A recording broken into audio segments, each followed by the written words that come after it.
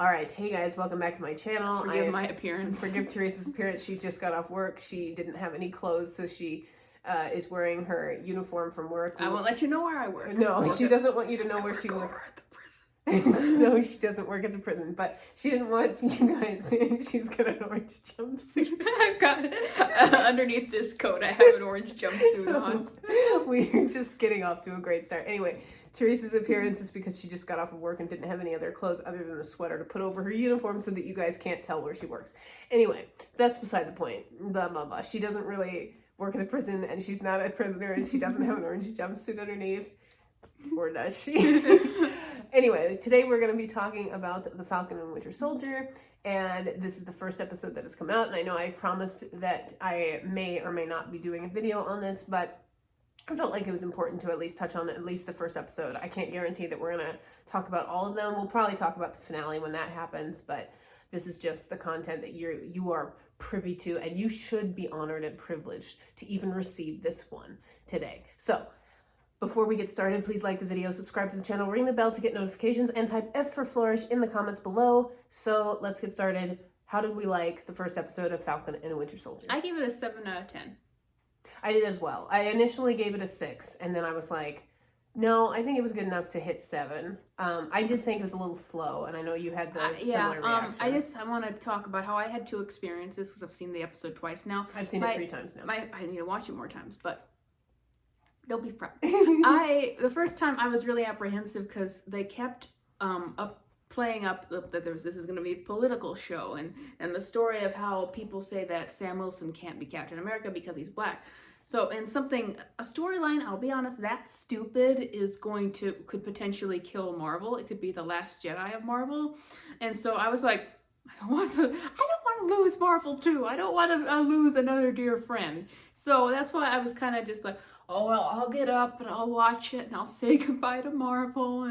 And then I watch it, and it wasn't a perfect episode, but I'm like, but it was fun. It was like, there was nothing really overtly political in it that. It wasn't like, in the way, I just want to contrast it with WandaVision. First of all, I think, of course, initially the release plan was that Falcon and Winter Solider would come out first and then WandaVision. But I think it was better that they did it this way because now it's chronological, because WandaVision actually happens long before Falcon and Winter Solider does. So I just wanted to throw that in there. WandaVision is 3 weeks after Endgame, and Falcon and Winter Solider is 6 months, I think he said. Well, he said he'd been working in the military for 6 months, so it could be even longer because there's probably time in between the point at which Endgame ended and, picking up the pieces. He probably lost his apartment in the course of the 5 years that he was gone. You never know what exactly happened. 5 years, people are, going through your stuff. But it's enough to know that like Bilbo Baggins when he comes back from his adventure and he finds people rifling through his house. So I just wanted to contrast it with WandaVision in the sense that when I watched the first 2 episodes of WandaVision, I wanted to watch them over and over and over and over again. I didn't necessarily have that same experience with Falcon and Winter Solider. It's more of a show that you watch once, you're like, okay, that was good, and then I have watched it 3 times, partly because I wanted to do this video, but I didn't have the same urgency of, oh man, I have to watch that again. I was like, I'll watch it again kind of thing. So it doesn't have the same level of draw, but it's still good. Yeah, so my favorite parts of the first episode, I thought that the Bucky stuff was the best part because we've never gotten a lot of time to spend with Bucky. It's always been from the perspective of Steve trying to get him back and from the perspective that Bucky is a brainwashed soldier. We have him shut away at the end of Civil War, and then we have him cameo in Infinity War and Black Panther, and then an Endgame, and then that's it. We basically haven't gotten anything from him since Civil War, where he was just kind of coming out of his stupor, if you will. Yeah. So, and since Steve isn't here, this is the first time I feel like we actually get to focus on Bucky and where he's at right now. I think it's really interesting the contrast between him and Steve trying to figure out the new world they're in. Because Bucky has so much more baggage than Steve does. Yeah, and Bucky has technically not necessarily been shipped 70 years out, but he's only experienced the changing times as someone who's trying to kill other people. Yeah. So you see, he understands technology. He understood how to take out that senator or mess her up or whatever, but he is confused about online dating sites and stuff like that. And I thought just little things like that. It was kind of the spice of the Winter Soldier movie. One of the things that I enjoyed was just the little cultural references, or the things that Steve needed to do. Like, he had a list of movies to watch, and one of them was Star Wars. You know, just little things like that I enjoyed. And so it's interesting now. Bucky has a similar list, but certainly not like Steve's. Not so milquetoast as Steve's. He's got a list of people that he wants to, or a list of incidents that he wants to make right, and a list of people that he feels the need to deal with who,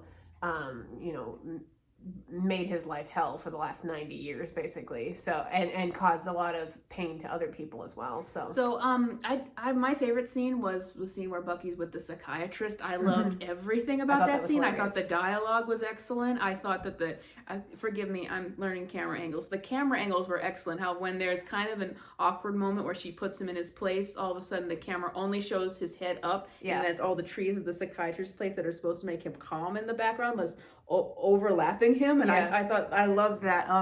I just love what it says about his character. Contrasting with that, I appreciate that they're doing the same thing with Sam and just kind of trying to give him a little more backstory, but I just did not find the stuff about his family, trying to save the family business. His sister has a problem that he's been running off with the Avengers for so long. And now, I didn't find that nearly as interesting. Yeah, and now she's upset that he's trying to insert him back in her life. Quite frankly, we're always complaining about stereotypes.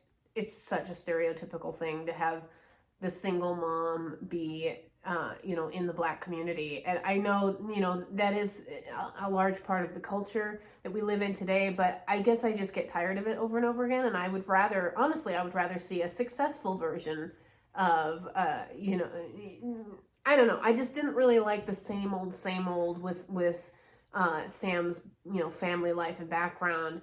I guess it was just too predictable. And it was predictable. We've heard it a million times. I wasn't invested. Bucky had a lot of things set up that have always been there, but we've never talked about before. Sam was like, this is some new stuff, but it's stuff that we've seen a million times, and them trying to get like alone. It's like, it's not interesting to watch. Yeah, and it's kind of like, I saw this in like a version of Anne of Green Gables that was really bad. Like, they did this, like, Marilla and Anne go to try and renegotiate their loan. There's a scene in... Never do a movie where they try to renegotiate their loan. Because I've seen it. Or don't do a movie where they wait in line at the bank, or they It's such a... I can't stress it enough. It's such an overused trope, and I don't want to be too harsh on this episode because it is like... It's the first one, and they shot this show as if it was a movie, and we're only getting the opening scenes of the movie. So I'm withholding judgment until I get to that point. Yeah, because you don't know if certain things, like I think that boat, actually, I think I saw in the trailer that Bucky and Falcon have to use the boat to do something later or something like that. They were on it. I saw that in the trailer. Okay. So I don't know if that's going to come back later, that boat. Because I'm like, I don't care about I hate you the don't boat. want to get rid of the boat. The boat already. I don't care sell about the that. Boat, take sell the the money. boat, take the money. Then we would have we could move on. Okay, pause. Let me get out of her stuff. Why does she look like what? Because she wants to get into it.